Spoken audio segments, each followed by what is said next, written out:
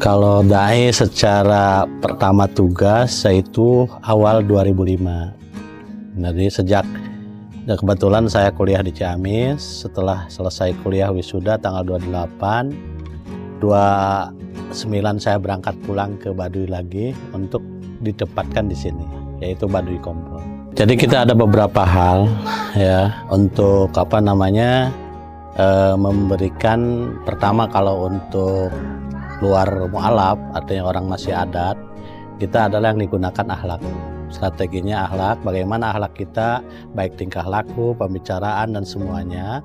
Itu bagaimana, kalau bahasa Rasulullah mungkin hampir bagaimana cara Rasulullah berdakwah terhadap sesama beda agama gitu kan.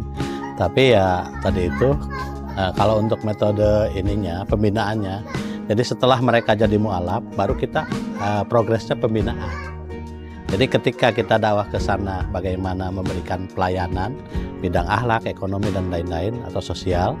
Tapi kalau udah mereka jadi mualaf, berarti kita baru berfungsi kerjanya, bahasanya membina. Jadi bagaimana menerapkan tentang Islam, tentang ibadah di Islam dan lain-lain, sampai kita memberikan pelajaran bagaimana minimal masyarakat mualaf ini yang kita bina itu tahu huruf, bisa baca artinya, dan tahu hitungan angka, karena mereka kan nggak belajar hitung dan membaca. Makanya kalau untuk sholat ya itu kita ajari ngaji segala macam. Nah, terus yang untuk menghitung kita coba belajar bagaimana hukum di Islam itu menghitung. Terus bagaimana cara menghitung, belajar alif batasa itu atau menghitung 1, 2, 3 sampai. Hal itu karena ibu-ibu dan bapak-bapak itu kadang-kadang nggak paham. Karena di sana kan nggak belajar. Jadi ketika ke mualaf baru kita tadi itu pembinaan. Intinya pembinaan bagaimana mereka biar di Islam itu senang. Karena Islam itu kan membahagiakan, bukan memberikan pelayanan yang memusingkan. Makanya bagaimana sikap kita, sosialisasi kita terhadap baik non mualaf ataupun mualaf, atau yang istilahnya masih adat dan udah muslim. Nah, strateginya kita satu, yaitu bagaimana memberikan pelayanan dengan akhlak yang bahasanya senyum. Itu butuh pelajaran itu sampai hampir 1 tahunan. Kadang-kadang kan 1 tahun juga kalau yang udah dewasa, udah agak tua, kita kan belajar ngaji aja nggak tahu huruf-huruf aja. Nah, tergantung nanti sosialisasi mereka ketika di adat. Kalau masih istilahnya banyak bergaul, mungkin kita cepat mengajarinya setelah mualaf. Tapi kalau mereka di sananya monoton, artinya tidak pernah bergaul, itu yang sangat sulit. Sampai 1 tahun pun belum tentu kita bisa memberikan istilahnya mengajar ngaji pun istilahnya tahu alif batasa, karena apa? Hurufnya aja nggak tahu gitu.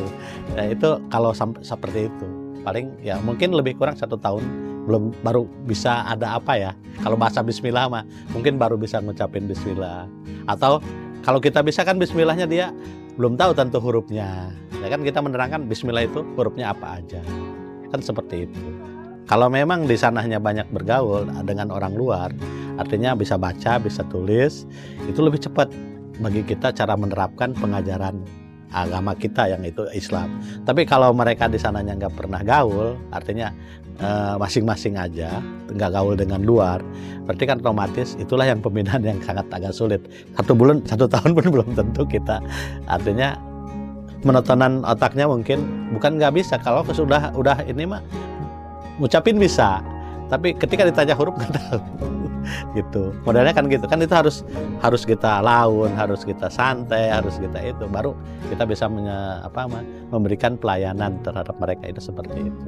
Kalau kita misalkan masuk Islam udah 5 tahun, itu baru kalau bahasa ininya baru agak bisa mengucapkan, itu sampai 5 tahunan. Kalau baik dari cara sholatnya, cara wudhunya, dan itu termasuk bacaan-bacaannya pun itu agak mulai alhamdulillah bagus gitu bahasanya, artinya udah mulai berkembang. Tapi kalau dari nol itu ya mungkin sekitar 5 tahun baru kita bisa menggambarkan bahwa dia itu bisa bahasa sendiri, artinya bismillah aja udah agak mulai bagus gitu kan. Bismillahnya kadang-kadang nggak tahu, ngucapinnya harus 1000 kali pun tetap aja, karena mereka kan kaku. Jadi kita kan kerja sama hafiz-hafiz, ya mungkin sekarang juga ada yang disekolahkan di hafiz Quran, ada yang di itu. Alhamdulillah sekarang udah mulai yang udah lama, misalnya udah ada 20 tahun, 30 tahun, mereka udah mulai ada yang istilahnya mampu gantiin kita. Itu artinya kita kan pengkaderan untuk minimal masjid. Kalau untuk dakwah belum ada yang saya bisa kalau bahasa kita controlling, bisa meneruskan ke saya, belum ada sampai saat ini. Saya masih butuh penjejakan, karena dakwah itu kan pelik ya, apalagi di ruang yang seperti ini, ada adatnya, ada mualafnya, ada semahnya. Kalau kita kan untuk penerapan itu ya, untuk minimal itu maghrib, karena kan kalau untuk langsung ini tadi itu pembelajarannya kan yang udah biasa aja kadang-kadang kan susah, apalagi yang ini mualaf. Jadi belajar dari situ paling kita sedikit-sedikit. Kalau maghrib insya Allah, karena dari hutan itu kan pada pulang. Kalau duhur asar itu kan di hutan kadang-kadang. Terus kalau isya paling ada sampingan. Yang subuh kalau memang istilahnya mereka ada, karena kita kan udah mengkhususkan, tapi kan keadaan di lapangan tadi itu, mereka apalagi yang baru, yang lama aja kadang-kadang, yang udah Islam dari dulu, kita ke masjid jarang gitu. Maka kita pelopori seperti itu, insya Allah, alhamdulillah kadang-kadang gitu. Tapi kadang-kadang ya itulah, kita kan namanya juga penjejakan. Tapi yang udah jelas insya Allah kalau maghrib rata-rata mualaf itu kita arahkan ke musola ataupun masjid. Ya, jadi kebetulan kita itu kan tadi itu ditunjuk sebagai ketua koordinator mualaf Baduy, otomatis mewadahi para mualaf-mualaf di lapangan. Artinya ini ada sekitar 8 kecamatan yang ada mualafnya, sehingga kita langsung kadang-kadang kan ada berita sakit atau minta tolong ke kita. Tadi itu ya kita namanya ketua ya, otomatis kita carikan. Kalau ada motor, kalau ada mobil. Itu kalau hal-hal yang memungkinkan. Kalau hujan kita kadang-kadang kan tengah malam ada yang sakit, minta tolong pada kita, ya kita gerakan mobil karena malam dan daerahnya misalkan hujan, ya otomatis kita cari mobil untuk memberikan pelayanan.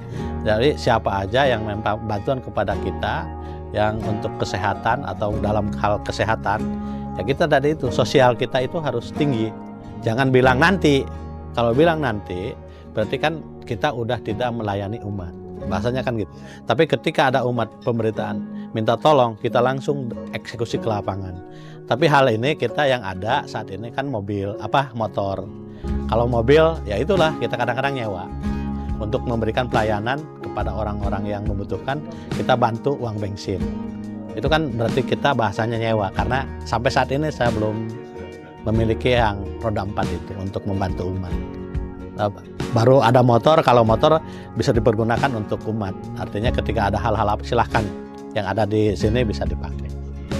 Jadi pertama untuk para mualaf ya, saya sebagai ketua pinginnya jadi gini, mualaf itu perlu kita bantu berbagai segi, asal yang penting mereka biar mandiri. Jadi kenapa? Jadi bagaimana kita membantu dari bidang ekonominya, apa yang kita bisa berbuat untuk mereka. Misalkan adakan pelatihan, pemberdayaan di bidang misalkan cara penumbuh ekonomi, cara mencari hal-hal lain, supaya biar mereka itu ada kehidupan yang menurut dia bisa masuk gitu. Jadi kalau mualaf kan minimal ada pemasukan ya. Jadi kalau ada pemasukan mereka kan berpikirnya tenang. Ya, bagaimana kita memberikan sarana kan gitu. Alhamdulillah ya tadi itu bekerja sama dengan LDK, Lembaga Dakwah Komunitas, juga Lajismo itu sekarang kita membantu mereka dengan bahasa pemberdayaan di bidang peternak kambing dan tadi itu penanaman kacang tanah.